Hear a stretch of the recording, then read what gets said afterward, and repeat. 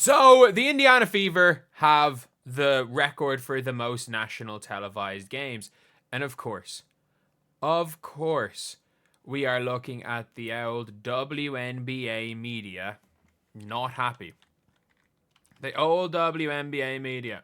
And again, this is not something that I think is that surprising, but like, it's genuinely the argument, and it's like every single person I'm seeing making this argument is either a Angel Reese stan, and like, that's nothing should be taken for that. Like, stan culture, stans of anyone are gonna be inherently a little bit crazy.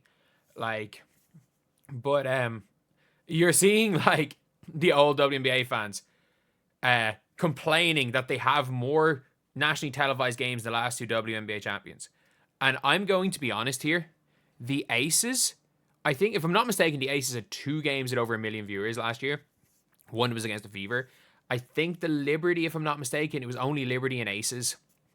And then Liberty versus Fever. And this was Caitlin Clark's Indiana Fever team's viewership on ION.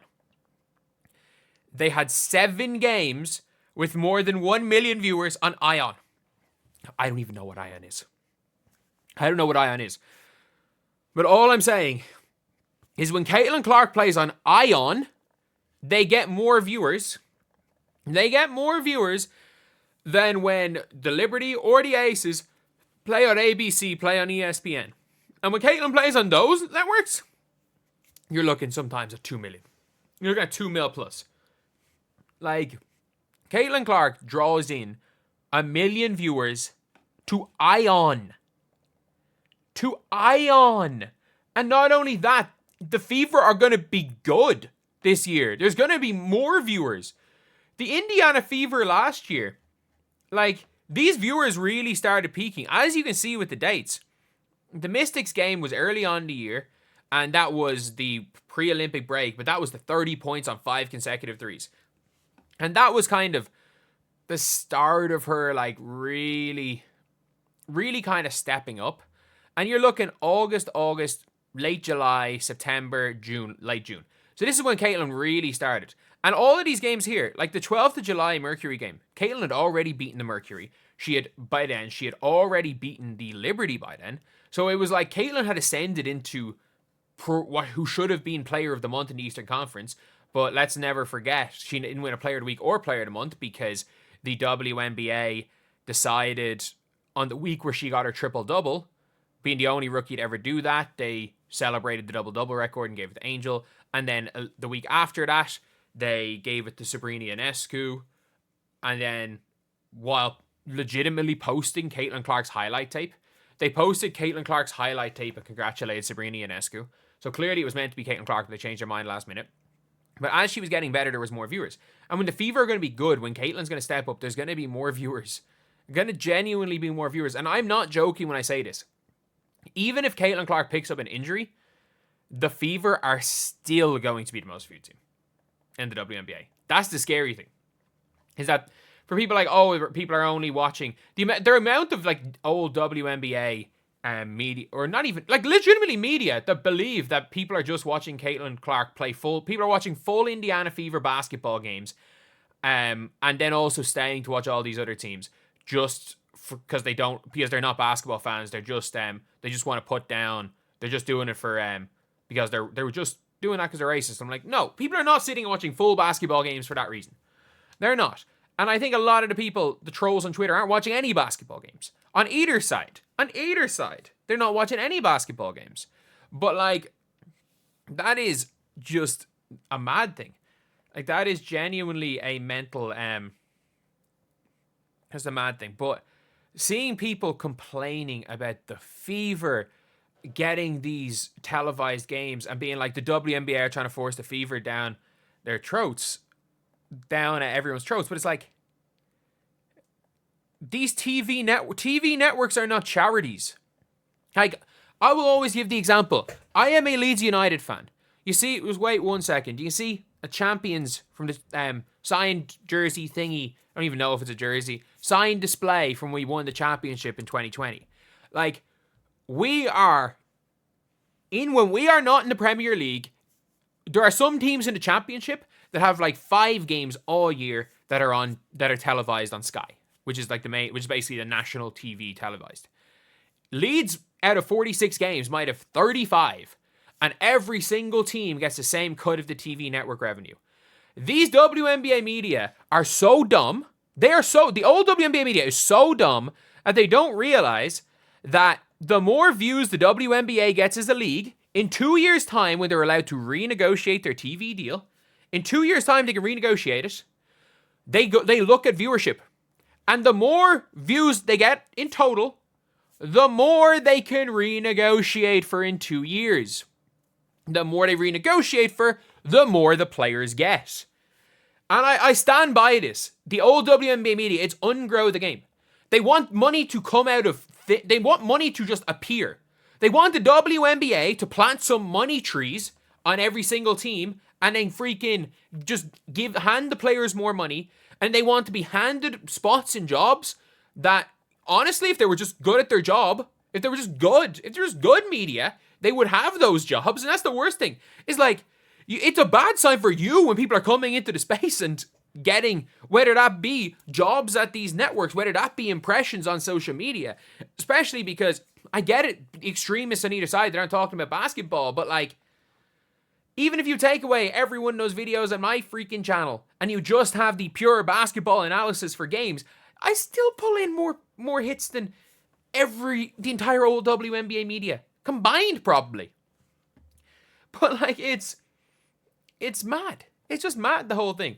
Like, they don't realize that the more viewers in total, the more money there's going to be in a TV deal, and the more money there's going to be in a TV deal, the more money they're going to make, these players, the more money they're going to make. And for the players to make more money, there needs to be more people watching.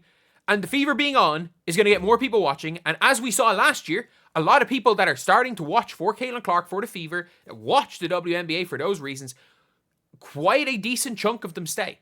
And it's only, 10%. But those 10% are still bigger than the entirety of the old WNBA fan base. So, like, it makes most sense. Not only is it better for fans that want to watch the Indiana Fever play, it's literally better for every single player in this league. And the old WNBA media are complaining about it. This is a without question good thing. You know, filling arenas.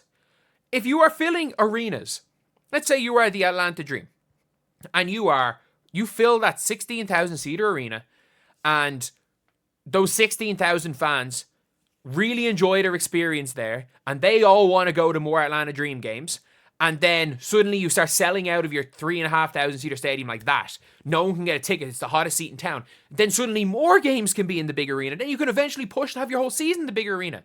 Like, all these old WNBA media people, like, it is the most short-sighted, dumb shit that I have ever seen. Everything screams ungrow the game. The trajectory the WNBA is going on is up and up and up and up and up. It's only going up. And yes, of course, it can't be solely around one player, but you also can't ignore the fact that one player, one team is way more popular than everyone else. You gotta, like the WNBA this season, you can see they're finally, it seems like they're trying to use the Fever's popularity and Caitlin Clark's popularity to boost the league, which they didn't do last year. And that is the only way for long-term success. No sort of TV equality bullshit. Like, I'm sorry, nobody wants to watch the Sun against the Dream. Nobody wants to watch. And I mean this, like, these are some decent teams. But nobody is going to go out of their way on a Saturday night prime time to watch Jordan Canada dribbling down the ball, dumping it into Brittany Griner, who has to shoot a hook shot over 3 people because Bree Jones in the paint as well, and Ryan Howard, every single time she touches the ball, launching the ball at the rim. Sometimes it goes in, sometimes it doesn't. And then watching Alicia Gray run the fast break, and if she can't do anything in the fast break, she's got to just hit an open shot. She can't do anything else because there's no spacing. Like, you can either watch that, or we can either have that on primetime TV, or we can have a Indiana Fever team who push the pace, have someone who can pull from 30 on any given possession, this elite passer. Then you've got a Dewana Bonner who can hit some shots, a Leah Boston who can make elite reads out of the post, and a Kelsey Mitchell who basically sometimes acts like a wide receiver and Caitlin Clark's a quarterback. What would people rather see? Obviously the latter. Obviously the latter. And there are fun teams in the WNBA. Like, if you are a basketball purist, the Minnesota Lynx are an incredibly fun team to watch. Because the way they move the ball, the way they do everything. If you are a basketball purist, the Minnesota Lynx are great. I'm just trying to think of other good teams. The New York Liberty are a fun team to watch play. The Dallas Wings are a real fun team to watch play. The Connecticut Sun next year with Mazian, I have no idea. I'm just trying to think of other teams. The Atlanta Dream are going to be like watching paint dry. They're not going to be a bad team. They're just going to be like watching paint dry. The Sparks could be quite fun because they got a lot of speed. I really rate Rakia Jackson highly. The Aces are like watching paint dry. The Aces is literally like, I don't know. Like, Becky Hammond's great at her like inbounds plays and like occasional set plays, but it was literally just your turn, my turn for the Aces last year. And unless something changes, they've got the point guard and couldn't even run a damn offense last year. It was literally give it to Aja, and if Aja touches the ball, she's shooting. Give it to Kelsey Plum, and if Kelsey Plum touches the ball, she's shooting. Like, Jackie Young, if she has an inch of space, she's shooting. I don't even know what the hell was going on with the Aces last year, but they were like watching paint dry last year. The Valkyries are going to stink, but they might be fun.